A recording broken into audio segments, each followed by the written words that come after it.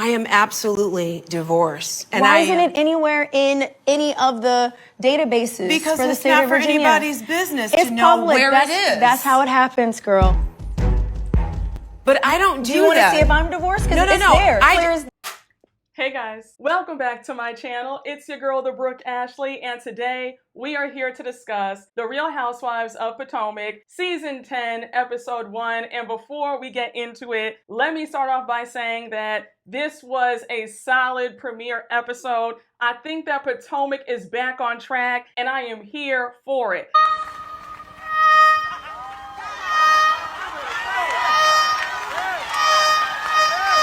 I love how we're already seeing the dynamic between Stacey versus everybody else in this group, and it's going to be an interesting ride for sure. Now, Miss Ashley, I think it's comical that you took 84 years to get divorced, and now you want to jump on somebody else about their divorce. I'm like, girl, Miss Mama, slow down. But again, we're going to get to all that later. Now, before we get into this recap, I do have a quick story time that a lot of y'all have been waiting on. Shout out to everybody who was at Kempire's live show where I opened up for him last month. I gave you this tea. And I feel like this story time will go nicely with what we see regarding Wendy and Keiarna's friendship. But again, let's get on to the story. So y'all know that I'm always out here in these Bravo streets. I'm always invited to different events, premiere parties, red carpets, the whole nine. This past August, I was invited to the DirecTV summer party, and you had different housewives there. Alexia and Gertie were there. We had Meredith and Lisa, and we had Wendy there from Potomac. So now, again, if you've been watching me for quite some time, you know that every time I've seen Wendy at BravoCon, at different events, it's always been love. She's always complimented me on my channel and how much she appreciates the support that I've shown her throughout the years. But this time things went differently, which took me by surprise. So I walk up to Wendy, say, hey, you know, good to see you. And we're talking about the season. I'm asking her, what should I expect? And she's telling me, you know, giving me a little bit of tea. Stacey's in the hot seat for the majority of this season. And then she goes on to say that Monique actually surprises everybody this season and how we, the viewers, might actually like her. I was surprised about that because you know where I fall when it came to Monique and Candace when season 5 happened, but we're not here to talk about that. Now, mind you, I always bring my mom as a +1. So my mom is standing next to me while this is going on. So again, she's talking to me about the season. You know, conversation is going well for the most part. We take a picture, me, her, Gertie, and my mom. So we take the picture, everything's all good. And then she says to me, you know, you're mean.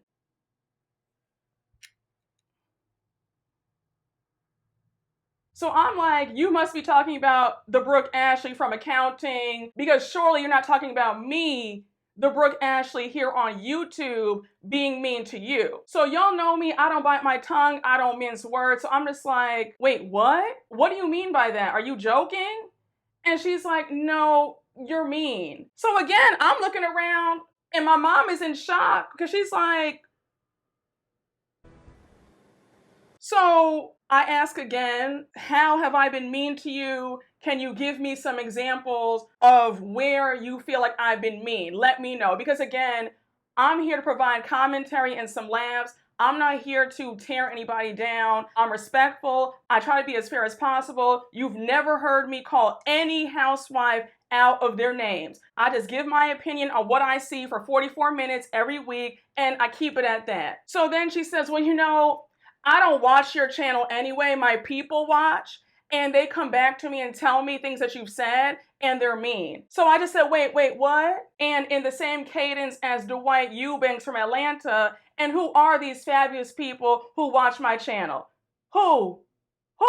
And what are your people hearing? Because clearly they need their ears checked if they're saying that I'm bashing you when I'm not doing that. So I was really taken aback by that. We said goodbye to each other. I float around the party and I just keep that in the back of my head. So because Wendy and I follow each other on Instagram, I slid in her DMs and I say to her, hey, can you give me some clarification on how I've been mean because I've been supportive of you? Again, let me know where I've offended you, where you would call me mean. Surprise, surprise, there's no response. So the reason in me telling this story is to let you know that if it appears like my support has dropped off when it comes to certain people, that's why. Because if you've been watching me for any length of time, especially Potomac, y'all know I went hard in the paint for Wendy and Candace. On top of that, I think it's funny that I'm so mean,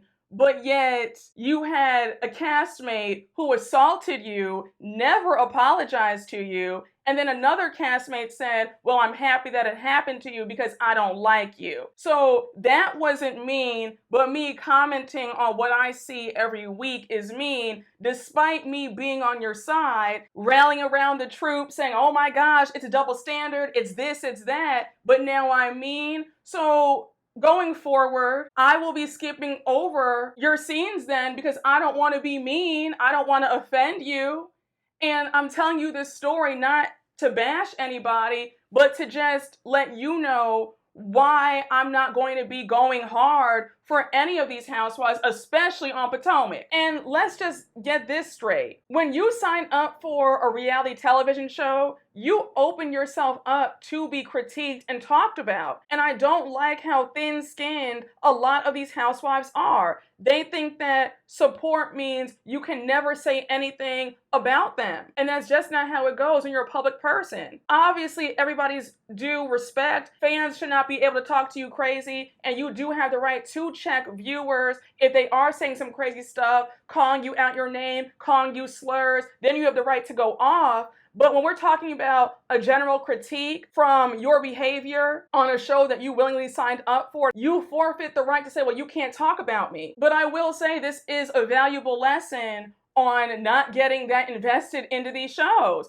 Because baby, you go hard defending people more than they defend themselves, and then they turn around and call you mean or say they never even wanted your support in the first place. No ma'am, no sir. So respectfully, if somebody gets bopped upside the head, popped in the eye, I'm going to say, oh wow, that's so sad, I'm sorry to see that, and move along. And again, it's no beef, it's no ill will towards anybody. I'm not angry at anybody, but I'm just moving accordingly. But without further ado, let's jump right on into it because you guys already know that we don't have a minute to spare. Now, somebody once said that the devil works hard, but Andy Cohen and his cameras work harder. Because when I tell y'all I was gagged when we opened up this premiere episode with it being last month and we see Karen leaving the jailhouse, I said, oh wow. I said, one thing about it, Bravo is going to make sure they get that footage. And just hearing Karen's voice when she left that jail, we hear her asking for some tissues. We don't see her face,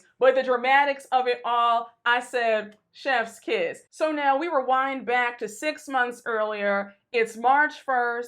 2 days after Karen's sentencing, Gizelle's at home, and we see that she has a spread because she's having all the women over. Now, Gizelle, the spread was cute. You had a few donuts, a few croissants, but I wanted more. But then again, I'll give you an A for effort because in the past, you've had events at your house and there was no food, not a morsel. So better than nothing. But again, Potomac, I'm going to need y'all to step it up when it comes to the spreads because you guys are always in last place. Every other city is outlapping y'all when it comes to the food. But again, I digress. So we cut to Gizelle's confessional and she says, do I want Karen in jail? No. But do I want to make sure that there's not a 5th DUI? For sure. And y'all know where I stand on it. I feel like Karen got the consequences that she deserved. There was no other way for her to learn a lesson. So we see Ashley arrive first. And of course, they're talking about Karen. You have Ashley saying that Karen's with the Gen Pop. So now you have Ashley and Gizelle throwing shade about Karen's age.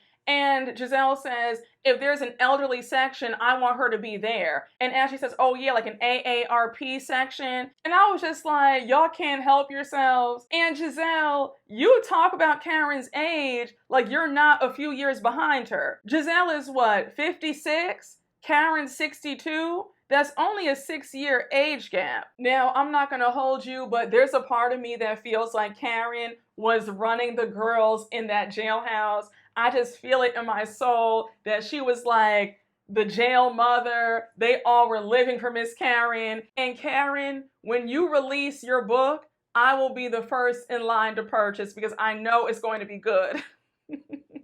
So now they change gears, and Ashley goes on to ask Gizelle if Gizelle has spoken to any of the girls since Karen's sentencing. And Gizelle says, yeah, I've spoken to all of them, and they're all going to be here today. So now Ashley shares that a few weeks ago, her and Stacey went out with their kids to have a play date, and Ashley goes on to say that she pressed Stacey about the whole TJ mess. So Ashley says that Stacey is still saying the same thing. We see the flashbacks of what went down with Stacey and TJ, and then at the reunion. So now Gizelle says, I don't think that Stacey's a bad person, and Ashley jumps in to say that Stacey's dubious, she's trying to trick us, and Gizelle says 100%. So now we see Wendy and Keiarna pull up, and the way I couldn't stop laughing, from Gizelle hating Wendy, to not allowing Wendy inside of her home to use the restroom, to now Wendy being invited to Gizelle's home. I said, wow, we've come a long way. So now we see Stacey pull up, and mind you, she has the same exact Audi that Ashley has. So we see Gizelle watching Stacey pull up in her driveway, and she's like, Ashley, why does Stacey have the same exact car as you? So Ashley's like, well, she told me that it's a loaner car. She's getting a custom-made one soon. Now remember, Stacey's ex-husband slash I don't know what's going on over there. He's the SVP or president of Audi. So I don't know why they're trying to act like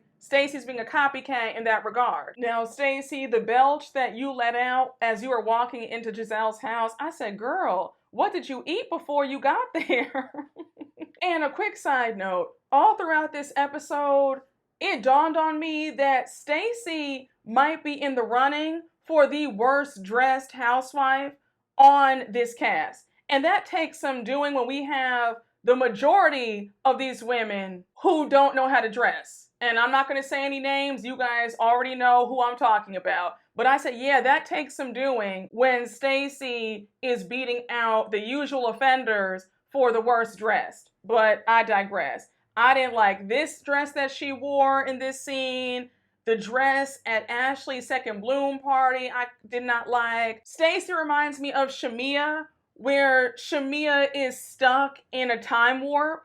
Shamia still dresses like it's 2015, and Stacey gives us pageant fashions from the 2010s. And did anybody catch Keiarna's shade when she said, yeah, she spent TJ's money on a new car? I said, all right now, Keiarna. Now, Keiarna girl, we're gonna talk, because it's apparent that you really took to heart what the viewer said about you last season, and you're really trying to turn things up several notches by being super shady. And I'm like, girl, I get that, but there's a way to do that without looking so cringe. You know what I'm saying? So the gang's all there, and now Gizelle starts things off, thanking them for coming over. She says, since Karen's in jail, I think that it's important for us to get together. And she says, every day I wake up, I think Karen is in jail. So now Wendy chimes in and gives her 2 cents and says that she feels the same way. She says the fact that it happened so instantly, she was taken to custody immediately after. Did Karen have any time to prepare herself? And then she goes on to say that despite them having their differences, that was her friend at one point, and she does want the best for Karen. So now Stacey says that she instantly thought about Karen and Ray's daughter, Raven. And now Ashley jumps in and says that it was a gut punch to find out the news. And Gizelle says, I understand that, but we can't forget that this was her 4th DUI. And once again, Gizelle is correct. A 4th DUI? At Karen's age, she knows better. And Karen still got off easy. She was sentenced to a year and only did 6 months. Ashley throwing shade and whispering Thomas Jefferson's concubine under her breath had me on the floor, because when I tell y'all, that footage of Karen on the night of her DUI still plays in my head rent-free. Karen told that officer, you are poor and white. I said, Karen, you know that you are going to jail, right? Like, the insults that were flying, she's calling herself Thomas Jefferson's concubine. And you already know that they were going to talk about that this season, so I was not surprised. But I just couldn't stop laughing at the nonsense of it all. They're all just like, Ashley, please. And of course, Ashley being messy, she makes things messier by turning to Stacey and saying, so what about those initials TJ? We all know that the reunion happened, so what's going on? And Stacey's still maintaining that what she said at the reunion still stands. She's sitting in her truth. She never offered TJ any money. Now, I don't believe that because the way TJ was acting, the way she was acting, it gave, here's $75 under the table. Take this. I'm going to pay you $250 more once I get my last check. It was giving very much a low budget rent-to-man situation. So now Wendy jumps in and she's like, Stacey, have you talked to him? So Stacey says, yeah, I have talked to him. He's remorseful for what he did. And he told me that he wants to come back on TV and tell everybody that he lied. I said, now, Stacey, let's do the math here. The reason why he wants to come back on TV is because he wants some camera time. That's it. He's not trying to apologize or admit to anything. He said what he said, and he thinks that you're dumb enough to allow him to get some camera time and sponge off of you once again. Because, be clear, I'm sure that TJ's brief appearance last season helped boost his acting career.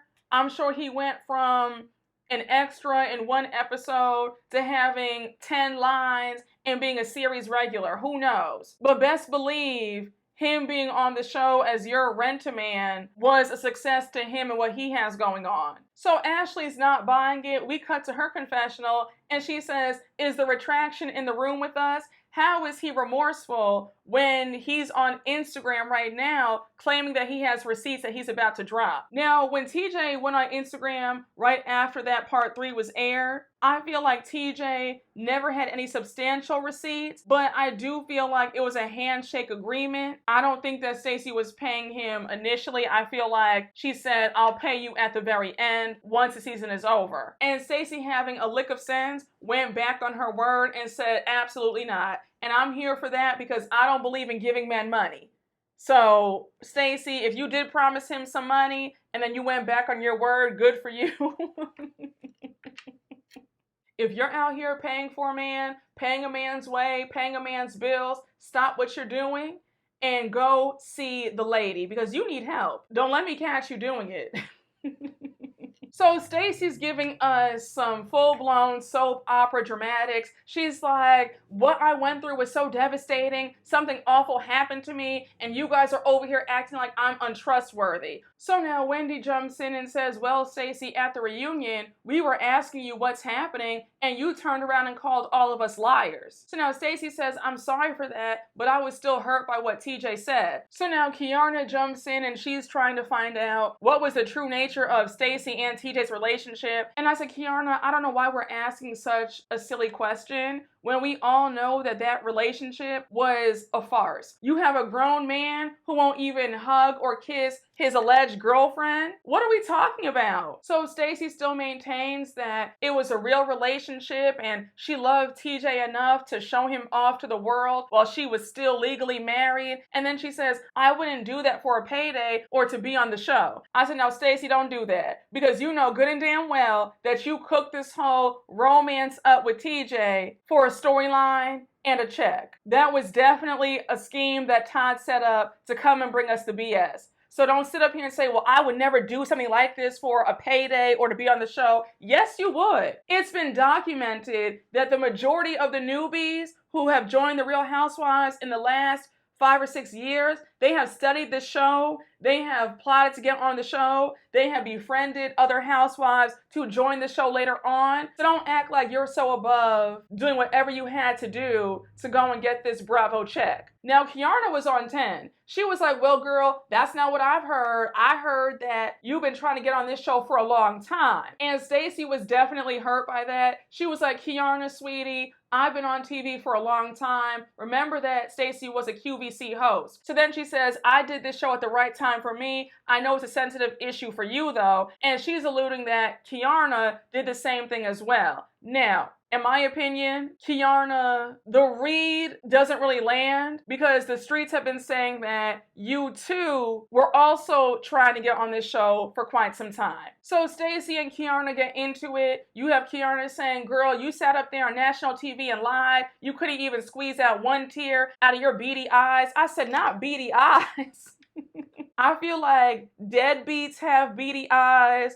People who are low lives, scammers, those kind of folks have beady eyes. But Stacey might be an eccentric woman who can't keep her story straight. But do I think that she has beady eyes? No. I don't think that Stacey means any harm. It's really not that deep for you to come at her this hard. And Stacey clocked you in her confessional when she said to be met with all this negativity by Keiarna of all people is surprising because any other time her personality is super vanilla, but now she's aggressive when it comes to me. And I said, Keiarna, again, it's no shade, but you came on the show very quiet, reserved, not saying too much. So to see you try to crank things up, it feels like you're trying way too hard. And like I just said, you going this hard at Stacey is unwarranted. Stacey does not give you that energy where you need to insult her and say she has beady eyes and go in and raise your voice. Like, Stacey's very calm. And also, we've seen some really crazy stuff happen on Potomac throughout the years.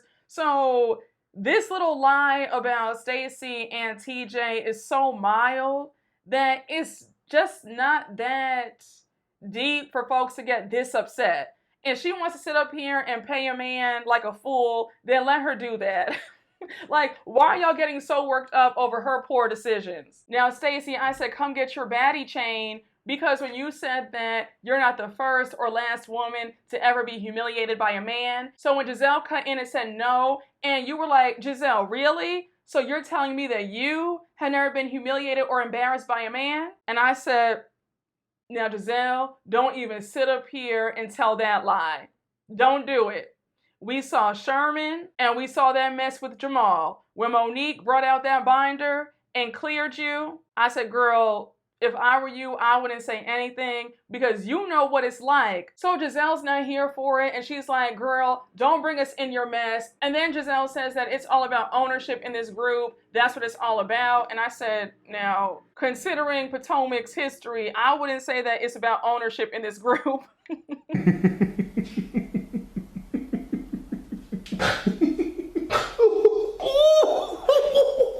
I know we've come a long way from the dark ages, but we don't have to sit up here and lie. So Stacey says, maybe I need to reconsider being in this group, and now she storms off and drives home. So now Gizelle's like, well, since Stacey's gone, I'm gonna drop this tea. Me and Ashley were in LA for Essence's Black Women in Hollywood luncheon, and we were seated next to this actress who's best friends with TJ. So come to find out, according to this actress, TJ is suing Stacey. And this actress has the legal documents and she showed them to Gizelle. But Gizelle goes on to say that the documents claim that Stacey had agreed to pay TJ 50% of her RHOP check. No. I said, this is a hot ass mess. But Gizelle says that what we're not going to do is be held accountable for your lies. So now we jump 2 months later, it's May 1st, and we see Stacey at an Indian restaurant and she's on a date. Again, Stacey and these dated 2014, 2015 pageant gowns are taking me out, but she likes it. That's her style. So it is what it is. But Stacey is on a date with her ex-husband. Now, I have so many questions because we went from seeing this man's face blurred out all season long last season to now we're seeing his face. They're out on a date. And I'm just confused because when Stacey did discuss her divorce last season, we never got the reason of why they filed. It was just, we're getting a divorce.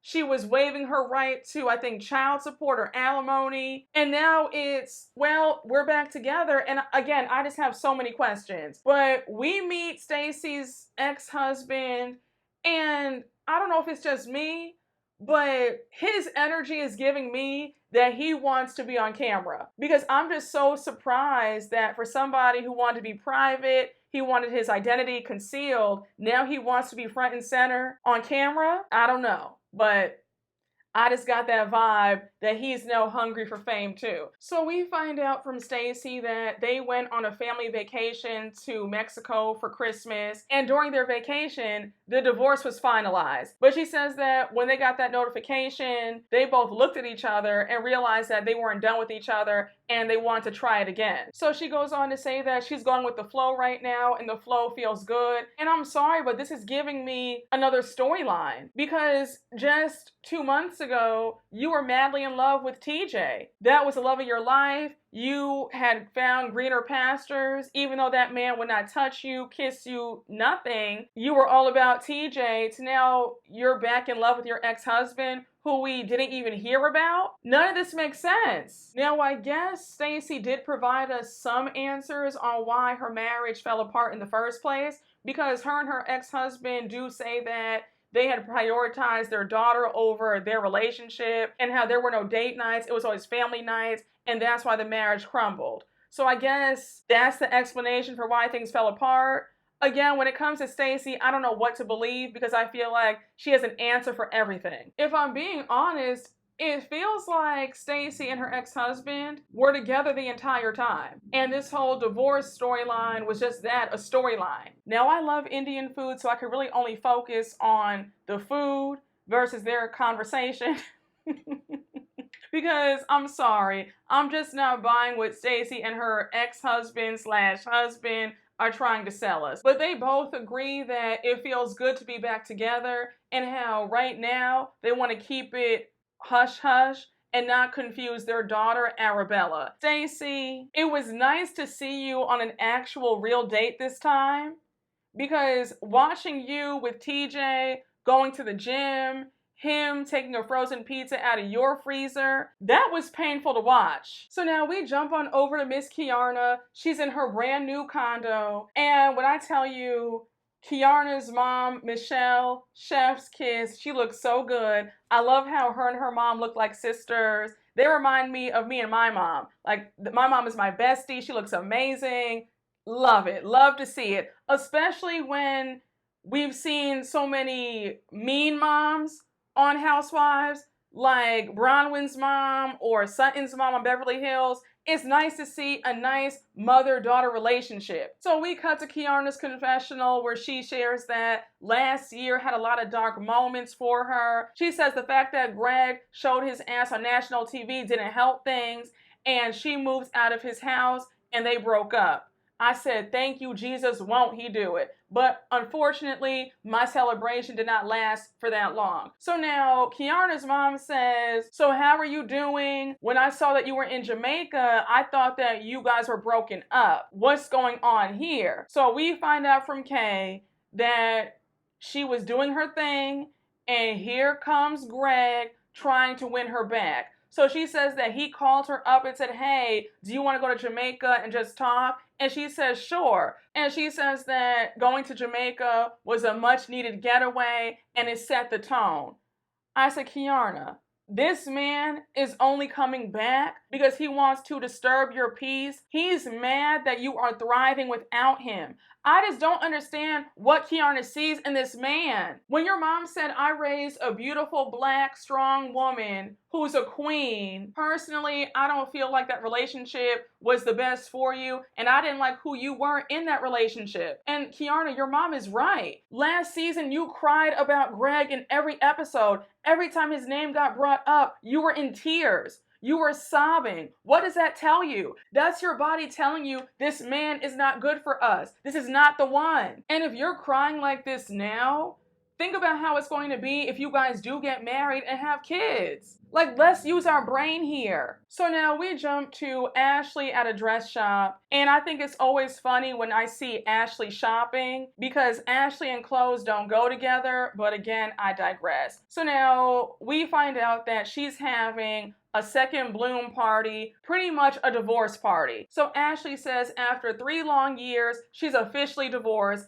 And now production cuts to her divorce announcement on Instagram. Now, a quick side note. For some reason, it felt like more than 3 years. It felt like they had been going through the divorce for at least 5. So when she said 3, I said, wait, only 3? But thank the good Lord that this woman is finally free, because I cannot go through another season with her whining and crying about Michael, because I just don't care. And we also find out that Ashley got a bigger settlement. She said that she got some returns on his investments. So she says, your girl is good. So I said, all right, well, that's good to hear. Because the last time we heard, he had left you with no alimony, no child support, and you were sitting around with an Uber Eats gift card.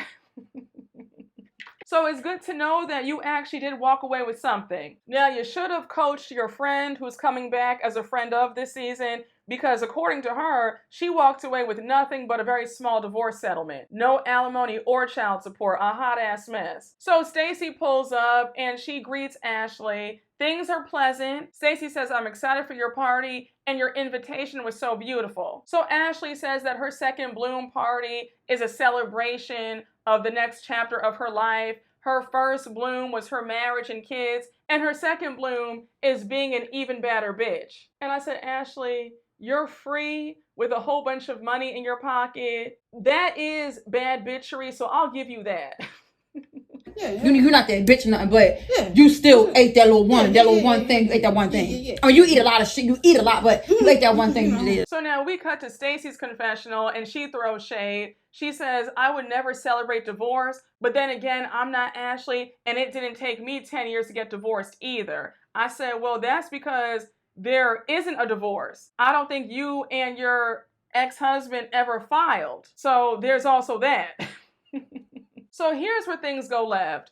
Ashley says, look, I have to talk to you. I know the last time I saw you, things were tense at Gizelle's house. But before we all met at Gizelle's house, me and Gizelle were in LA for Essence's Black Women in Hollywood luncheon. And we sat next to this actress who revealed that TJ's suing you. Now, Stacey has a real skill of evading the question because she did it several times throughout this scene. She's like, well, I don't know what to say about that. I mean, you know, I'm still maintaining what I told you all. So Stacey says that she's forgiven TJ. He's gone on with his life. She's gone on with her life, and she's moved on. So Stacey's like, I'm not about to rehash old tea about an imaginary friend over some imaginary document. And Ashley's like, girl, stop.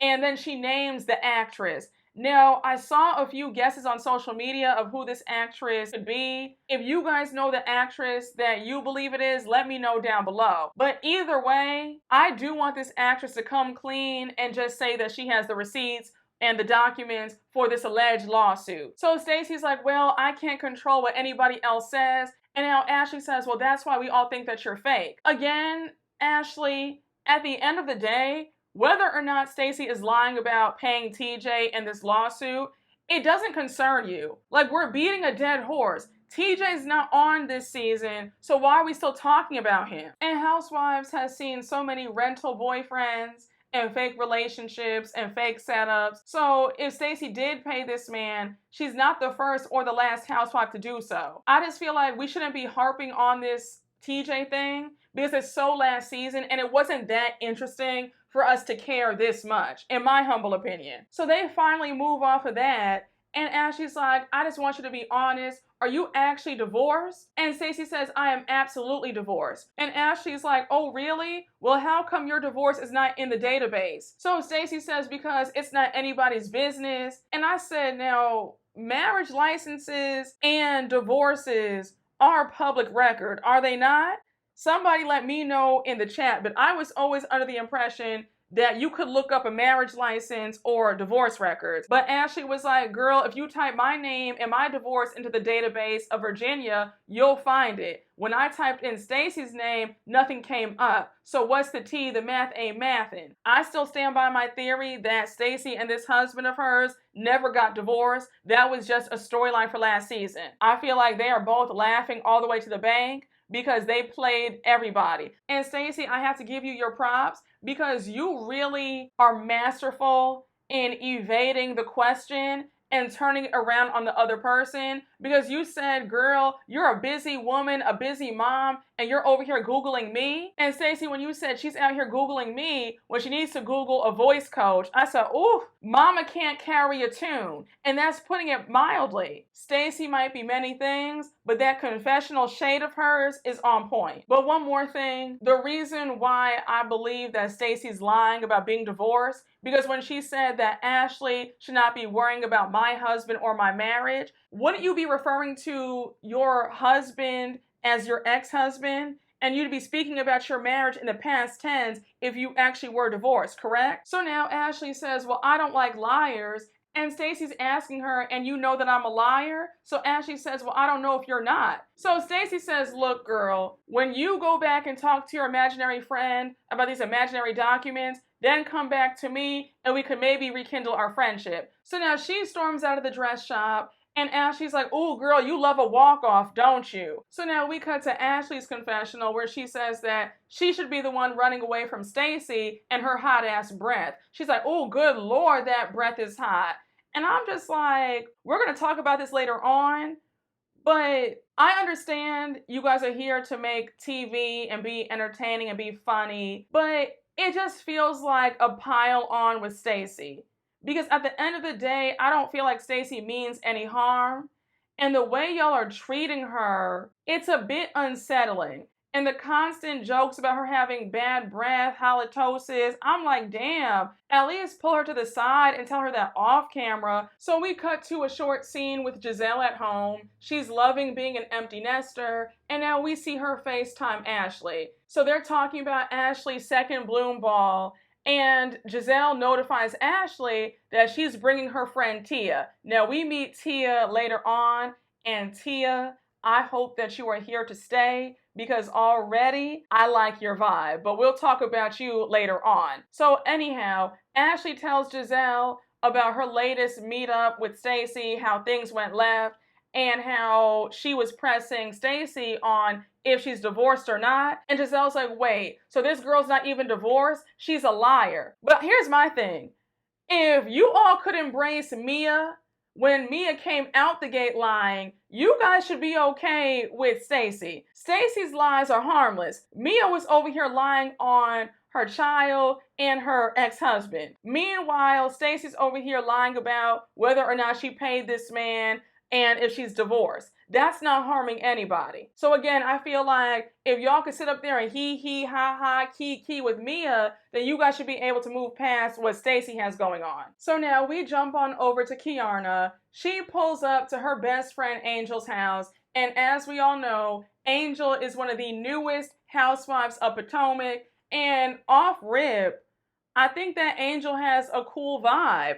Beautiful family, she's wealthy. I think she's gonna fit in very well. So we find out that Keiarna and Angel go way back. They've been friends for almost 20 years. They met when they were 18. So we find out from Angel that she's a journalist, a mommy, a wife, and she's a real girl's girl. And a quick side note, if I never hear that term again, it'll be too soon. I'm so sick of everybody using that.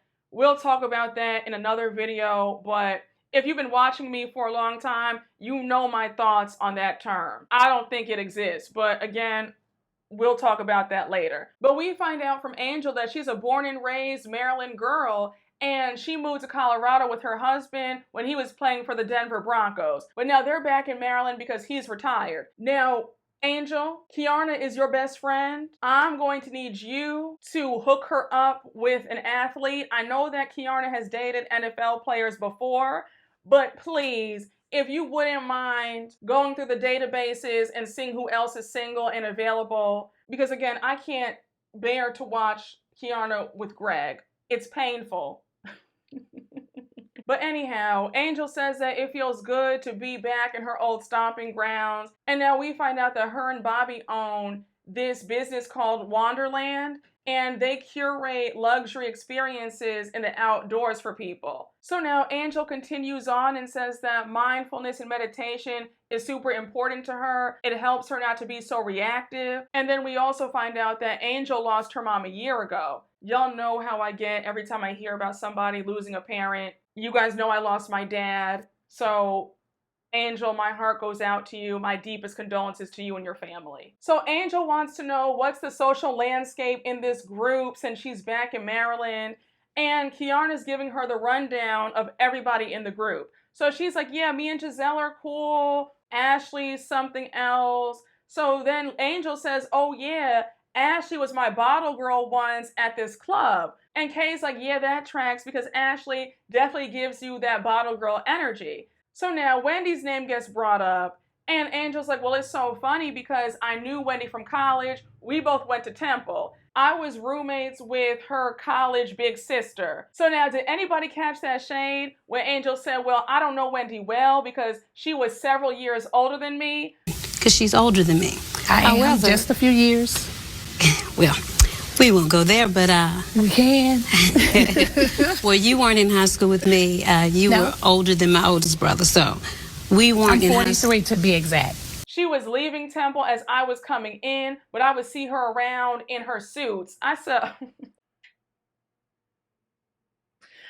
the shade of it all, honey. I don't know why that tickled me so much, but it just did. I'm picturing some Ann Taylor loft pantsuit with a kitten heel.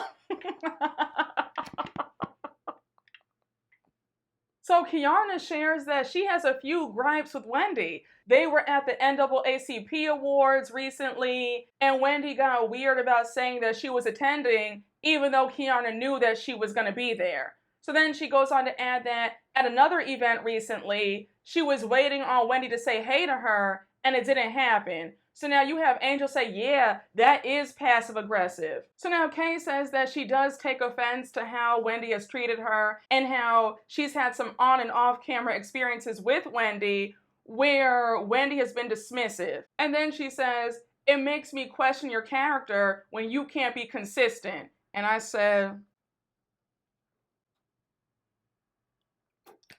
oh, no comment on that one.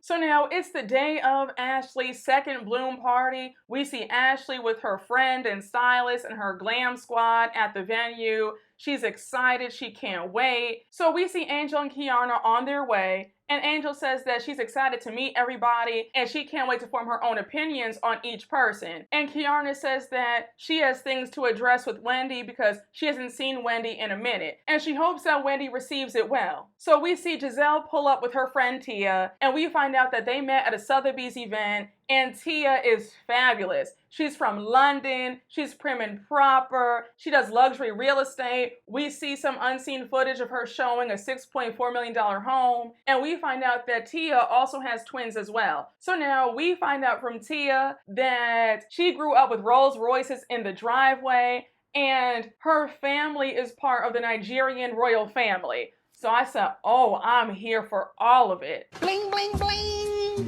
Bitches is mad.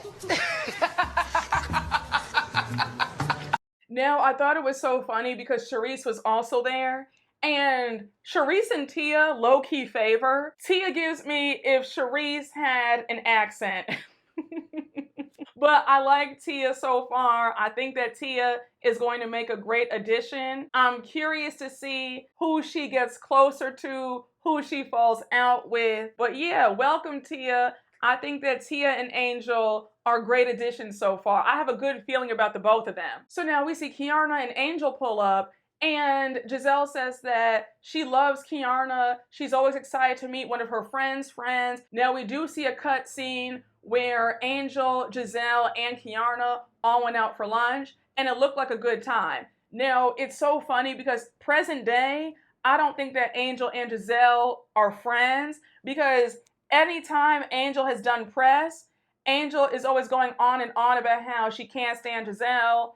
So I'm curious to know what went left in Angel and Gizelle not being close. But for right now, they're on good terms. Now, Stacey pulls up, and Stacey, I could have sworn that you've worn this dress before. And this dress, I didn't feel did you any favors. Again, Stacey, I need you to step it up. You are giving us dated pageant girl. So anyhow, Stacey says that the Lord never ceases to amaze her with how she continues to be the bigger person despite Ashley bashing her, she's still showing up for Ashley. I said, Stacey, you're here at this party because you want your check and you want your camera time. That's it and that's all. Talking about, oh, the Lord never ceases to amaze me. I know God was saying, now why am I in it? Now, I love how Stacey brings AJ with her everywhere. We all remember AJ, her best friend. And I told this story before, but a fun fact, I went to college in Chicago and I used to go to AJ's salon in the West Loop. It's so funny how small the world is. Hey, AJ. But anyhow, we see Stacey say hi to everybody. And when it comes to Keiarna, she low-key pays her dust. So Keiarna's like, hi, Stacey. Hi, Stacey. And Stacey's like, hi. And I said, Keiarna, the way you played in that woman's face at Gizelle's house, you said that she had beady eyes. Why are you acting so confused as to why Stacey does not want to talk to you? You insulted her. So Wendy arrives. She's saying hello to everybody. When she got to Angel, I thought it was interesting how she was like, oh, a familiar face. Like, hey. So now we cut to her confessional and the producer's asking her if she remembers Angel from Temple. And Wendy says, familiar face, but same circle, no. So now it's time for Ashley to be introduced and make her grand entrance. The MC's on the mic and he calls Ashley a duchess. Now Angel's shade was so flawless. She said from bottle girl to duchess. I know that's right. I said... So Ashley comes down the steps, gives her speech, and now it's time for the party to start. So now we see Wendy and Gizelle off to the side. They're sitting on one of the couches talking. And now Keiarna walks over, interrupts, and she's like, oh, Wendy, it's kind of rude. I'm sitting right here. Wendy's confused. She's like, I'm not being rude to you. And Keiarna says, well, it is a bit rude to act like I'm not even here. Now, Keiarna, hold on, right? You walked up to them and interrupted their conversation. Nobody was being rude to you in this moment, in my humble opinion. Like, I'm with you about other stuff, but in this case, her and Gizelle were talking. Just saying. So Keiarna says, I hate to interject, but I would like to speak to Wendy. So Gizelle's like, okay, like that's cool. I'ma leave, but I'll be back though. So Keiarna starts it off by saying that there are things in their friendship where she feels like Wendy's phony. So Keiarna says, the energy that you have for me when we're on the phone is very different from when I see you outside. So Keiarna says, when I told you that I'd be at that event and I was one of the sponsors, you never told me that you'd be speaking at that event. So Wendy's like, okay, what's the problem with that? Like, what's your issue? I'm confused. So Keiarna's like, well, what would be your reason not to share that? So Wendy's like, well, I did that because I wasn't trying to take over the moment and make it about myself. I was hyping you up. I didn't think it was right in the moment to mention that I was going to be speaking. I'm going to be honest here and say that I can see both sides. I can see Keiarna being a bit perplexed as to why Wendy wouldn't share that she was speaking at the event that she's sponsoring. But then at the same token, I can understand why Wendy was like, well, I didn't want it to seem like I was trying to take your moment. So in this case, I am torn. So now Keiarna says, okay, girl, I can take that. But at the event, you can't even say hello to me. So Wendy's like, girl, I'm on stage speaking. You expect me to stop speaking to say hello and wave at you? Now, when Keiarna goes on to bring up the NAACP Awards red carpet, and how Wendy looked at her and said, oh, did you do your makeup yourself? She was upset by that. Now, I'll say this. Keiarna, what was Wendy's tone when she said that to you? Was it shady and rude? Or was it like, oh my gosh, girl, your makeup looks so good. Like, did you do it yourself? Was that your makeup artist? I feel like it's the tone. If the tone was nasty, then I feel like, okay, that's valid that you feel away because, yeah, that is kind of shady to be like, oh, you did it yourself? You know what I'm saying? It's a toss-up on this. And speaking of tone, I think that had Keiarna's tone not been so emotional, the point would have had more weight. And Wendy has now become a reality TV veteran, so she had you looking silly because she was so calm. The way she was sitting there looking at you, making you look stupid, it made your point look like it wasn't valid. You get what I'm saying? I wish that your tone had been more even. Had you said, Wendy, when you do X, Y, and Z, it hurts my feelings. Take the emotions out of the tone. I think that was your first mistake, coming to her like, oh my gosh, Wendy, like when you do that, and it's almost like a whiny child. And Wendy was able to win in this argument, debacle, whatever you want to call it, because she was calm and quiet and her tone was measured. I do feel like Keiarna has more grievances with Wendy that she's choosing not to share. And that's the real reason why she's mad at Wendy. Just my 2 cents. But Keiarna goes on to ask if Wendy understands where she's coming from. And Wendy's low-key dismissive. She's like, well, honestly, I don't. I feel like you're reading too much into things, but if that's how you want to take it, then I receive it. And I said, well, damn. You're pretty much like, well, girl, I could give a damn about how you feel. It is what it is. I said, all right. So now we get to the last few minutes of the scene, and we see Gizelle, Angel, Stacey, and Ashley talking. So Angel says, oh yeah, I met Ashley. She's so sweet. And Gizelle's like, yeah, Ashley's sweet until she's not. And I said, now, when I think of Ashley Darby, sweet is not the first thing that comes to my mind. That's like maybe the last thing. So here goes Ashley being messy. She's obviously talking about Stacey. She's like, I don't like liars. But besides that, not a whole lot bothers me. I mean, your breath can stink. Stacey immediately clocks the shade. She's like, are you talking about me? So now she starts blowing her breath in Ashley's face. And I said, Stacey, girl, that's the wrong move, especially if the rumors are true about your breath being hot. Baby, I don't play about flossing, and I keep Tic Tacs, Altoids, gum on me at all times. You will never catch me slipping. Don't do me, honey. I am prepared. Fresh pack. You hear that? Fresh. What? I need a gum and mint sponsorship. So if anybody's at Orbit or Trident or Altoids, call me up, honey, because I feel like I am carrying the gum mint industry on my back. I don't play. What? I will pop one in a heartbeat. Don't let me have some spicy food or some truffle fries. I will be downing a whole bunch of mints. So Gizelle says that Stacey has a lot of bacteria. She says maybe it's a lower stomach issue. I said, my God. Now, one of my mutuals on Twitter had me on the floor. She says, Stacey, it might be a rotten tooth or an ulcer. I hit the floor. I said, girl.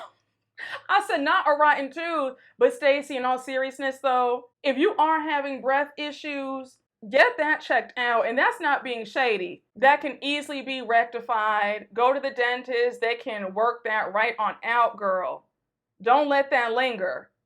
And I hope that everything is okay. Because when Stacey was like, Ashley, can I talk to you alone? Because when you get around Gizelle, you guys start attacking. So Gizelle's like, girl, we're trying to get to know you. And yes, your breath does stink.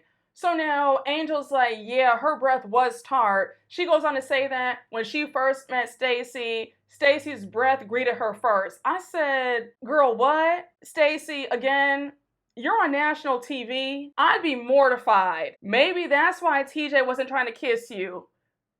Because what's going on? But like I said earlier, I feel like that's mean because what if it really is a health issue that's causing that? I feel like certain things you should tell somebody off camera because to have somebody live with that embarrassment, like that's cruel to me. You know what I'm saying? That's really messed up. I feel like they're getting enjoyment out of embarrassing her. And I do feel bad. I don't want to see anybody just kicked down like that. And honestly, y'all didn't talk about her breath last season, so it's so bad now. I don't know. It just feels like y'all want to run with this narrative just to make her feel bad because you don't like her now. But in all seriousness though, Stacey, go and see the dentist. Make your appointment right now. Don't wait. And make sure you're brushing your tongue because that's usually the culprit. And tongue scrapers are only $8 on Amazon. And I know you have $8. So we close out the episode with Stacey saying, Ashley, I hope you can appreciate that I came out to support you despite you accusing me of things that I didn't do. So now Ashley says, well, something smells fishy about you, but I moved past it. And Stacey clocks how Ashley has been shading her since day one. And Ashley, it was so clear that you wanted a moment because the way you started screaming at her for no reason, I said, girl, take that bass out of your voice. When you said, take your size 11 shoes and gallop away, I said, girl, that read is so late and tired. And first of all, Candace already said that to Mia seasons ago. It just gives that you are so pressed to have a problem. So now AJ comes over to break them up. He's like, you guys are too loud. What's going on? So Ashley says that she's so tired of Stacey's charade. And then Stacey calls her a little imp. I said, not a little imp. I said, ooh, Stacey, that is perfection. Say what you want about Stacey, but Miss Mamas can hold her own in an argument, and her reads are clever. To call somebody an imp. So AJ's trying to calm Ashley down. He's like, what do you need from Stacey? Do you just want to see her divorce papers? And of course, Ashley just won't answer the question. She starts screaming at Stacey even more. She's like, you're a grown woman who came into this group and misrepresented yourself. So she's pointing in Stacey's face. Stacey says, get your finger out of my face. And then she says, Ashley, you are the devil. And that's where the episode ends. Y'all, this was a jam-packed premiere episode. I enjoyed it. If I had to rate this premiere episode, I would give it an 8 out of 10. I feel like they came out the gate swinging. My only thing is, Karen's absence was definitely felt. But besides that, it was still a great episode. I enjoyed myself. Stacey, with all of her stories, it's going to be interesting to see where she goes with the group. Keiarna and Wendy's fallout. Angel and Tia joining the group. I'm here for it all. But guys, again, I hope you all enjoyed my recap. Thank you all for watching. Shout out to everybody who listens on the podcast, on Spotify and Apple. I appreciate y'all. And you already know what to do. Please make sure to like, comment, and subscribe. And I will see you all later. Bye.